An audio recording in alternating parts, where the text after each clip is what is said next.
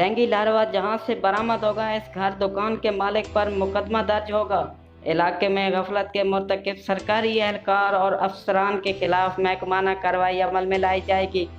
Assistant commissioner Talagang हाफिज मोहम्मद इमरान खोखर का हफ्तावार dengue meeting में इज़हार ख्याल, किसी महकमा की कोताही बर्दाश्त नहीं की जाएगी। नाक़िस कारकर्दगी वाले मुलाजमीन को शोकॉज़ नोटिस जारी करके पीडा एक्ट 2016 के तहत मुलाजमत से फारिग कर दिया जाएगा। खसूसी रिपोर्ट सैयद इरशाद काज़मी, पोकार, तलगंग।